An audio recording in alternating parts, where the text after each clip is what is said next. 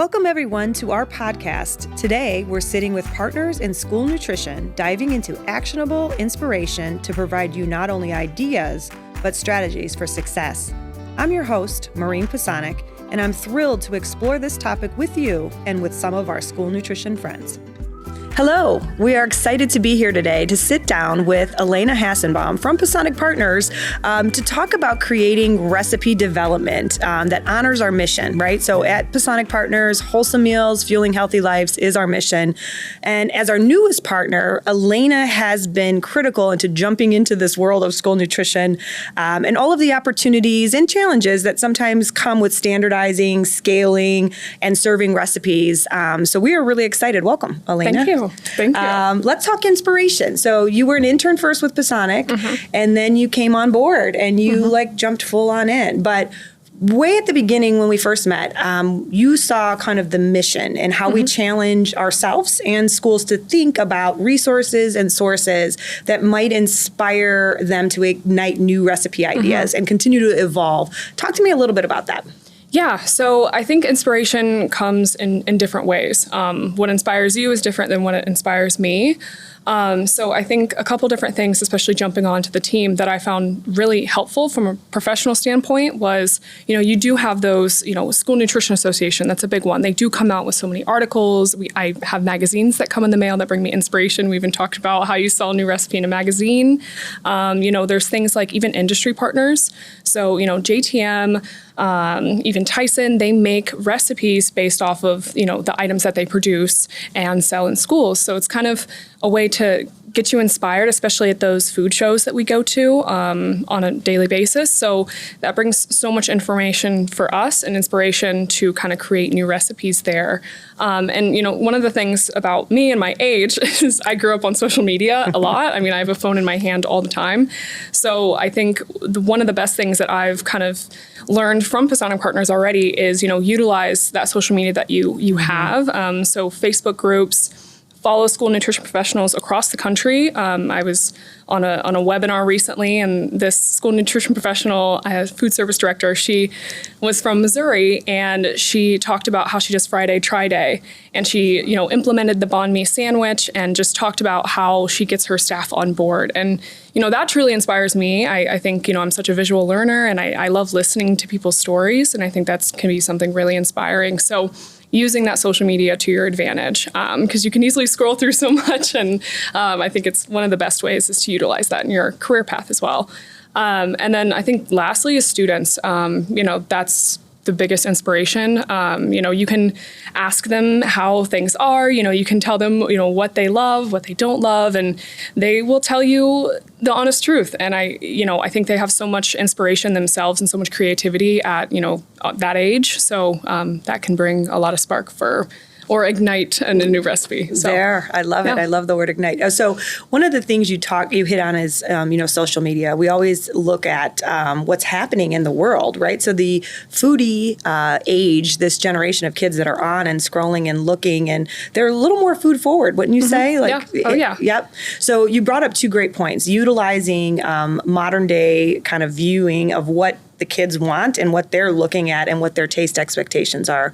So a lot of times we think about fast casual dining and what are the trends and what's going into that. So industry magazines and websites and all of that stuff. So that I think we are probably over inundated. But the biggest challenge, knowing in school nutrition that you can't just take a copycat recipe and put it on a menu. Right. One of the nuances of recipes in school nutrition that I think, for everybody watching and listening, what do we do?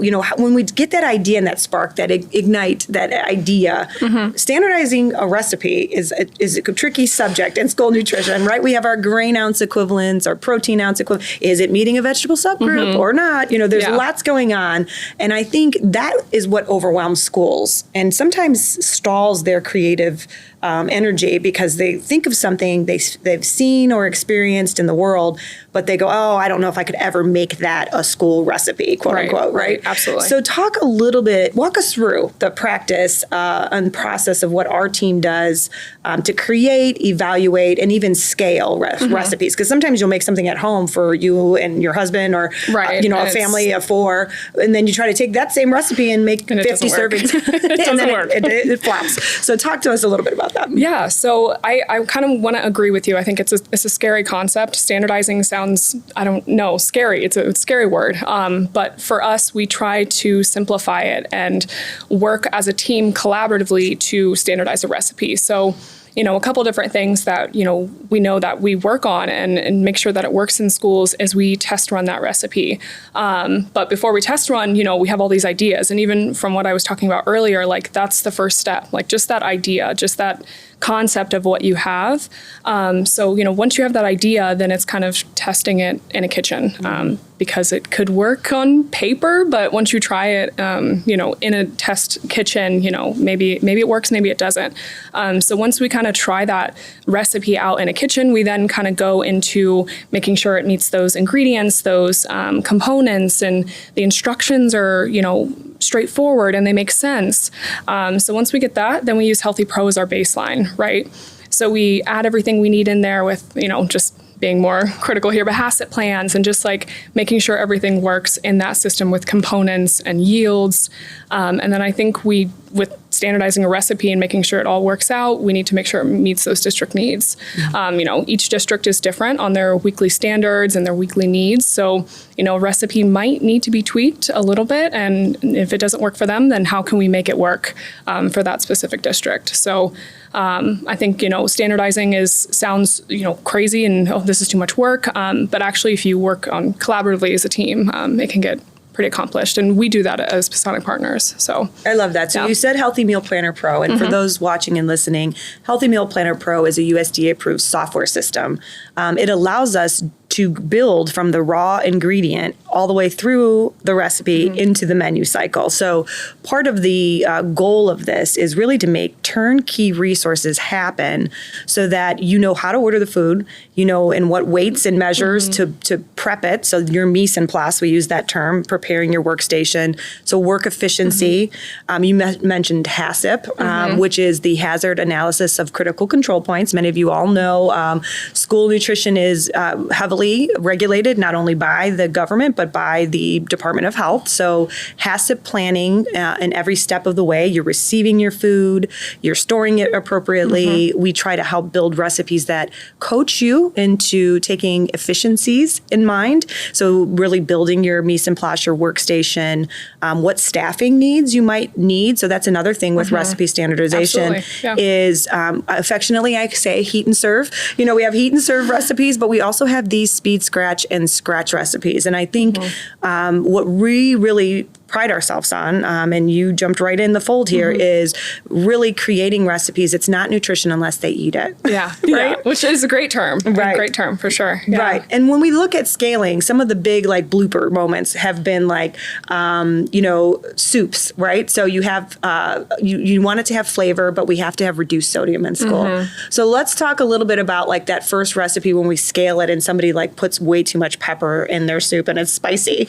Talk about the nuances, because scaling isn't just if I do this recipe for 4, let me just multiply it times 10 and it'll be the same for 40. There's some knowledge around weights and measures and scaling. Talk a little bit about kind of even the funny moments, the blooper moments. Right. And I think, that kind of goes into, testing a recipe in the kitchen and kind of looking at ways when we go in there, so that looked good on paper, but that doesn't work for this kitchen. So, it's a really cool thing to see a concept go to the tray. It's such a remarkable experience. And we've all, cooked in a kitchen all day and then had someone eat it later and they're just so happy about it. And it's such a fulfilling experience. So kind of seeing that is a remarkable trade there. So, but when it comes to, for us going into the kitchen, we do look, is this something that's held on the hotline well?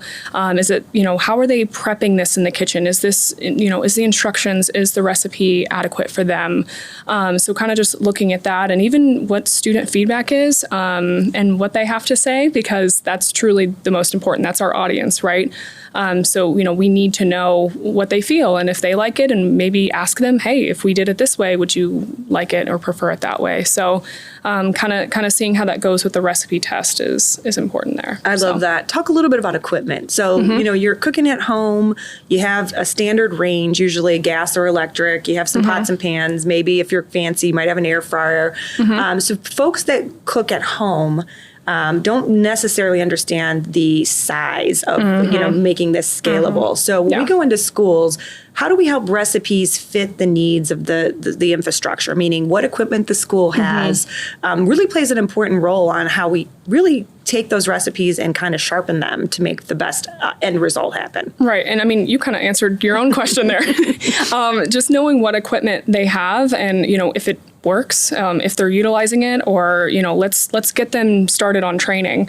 We go in there and we see what can be tweaked, but we're like, what can we do on our side to help them prepare? We could easily hand them that recipe, right? And be like, here you go, that's it, but we don't. We go in there and we help them and we assist them and we provide all of the essential things for them to, fulfill that recipe. So when it comes to equipment, we want to make sure that they're fully trained and understand, because there's great equipment. I wish I had some of this in my own home, but I don't. Right. So I think it's nice, to know what they have and then help them through that process on the recipe and how that can work. Absolutely. We joke that it shouldn't be a storage unit. Like, open up that tilt brazer and let's get to work. Let's get the tilt skillet going. Yeah, let's get more tilt skillets going. Yes, I love that. And you brought up this point. We don't have a lot of ego in our recipe development, and they say the tip of the iceberg is only a small portion of all of the failures, maybe bloopers that have happened under the surface of the water. But you see that tip of the iceberg. So a recipe that looks good on paper is really not what Pisanick is about. It's where the rubber meets the road, and really seeing an actionable recipe transformed into, Tina's favorite word, the trayscape. Like, what does it look like on the tray line, and moreover on the student's tray? You brought up good feedback, like all of this work of developing recipes and training and learning about this. The end result really is where the students meet you in that process. Right. So talk a little bit about seeing a recipe launch. I mean, we charged you as an intern to do this creatively, and then she came back and said, wow, this could be fun. So now you've been able to lead at several of our school districts this year with new construction and thinking about new bar concepts. Tell me a little bit about, from your perspective, when you see that new recipe launched, tell me about that. Yeah. So, I mean, from my standpoint, like I mentioned, it goes from a concept to the tray, and the student loves it. They have a smile on their face, an empty tray, and they have great feedback. That you're kind of on to something. So, seeing that, and especially seeing the staff and, the directors come in, and just everybody's so happy to see that, and the students love it, and something new, especially if, the kitchen, it's new and there has been construction going on all year, right? So seeing that kind of go from something to, adding it and something new.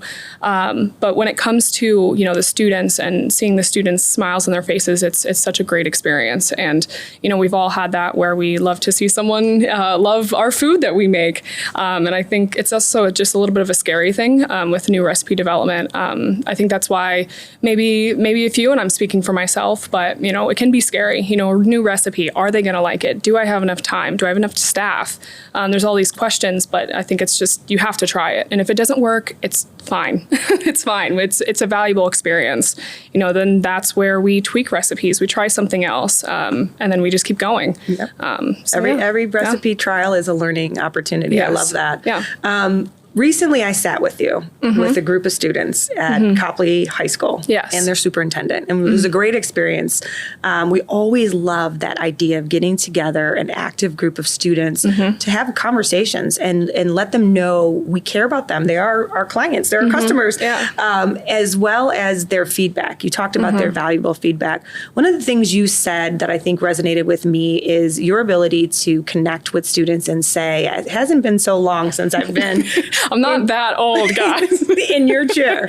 And also the humility, like the humble, you have to come to a conversation about what you're cooking and serving with some level of ability to take feedback, and the students were very respectful. Yeah, they were. And they gave us some really good feedback. But talk to us today a little bit about student nutrition groups that come together and what purpose they can be in a very helpful way to get recipes going. Yeah, I think from my own experience, that wasn't something I had. So, that was something new to me. I'm like, wow, they do that? That's awesome.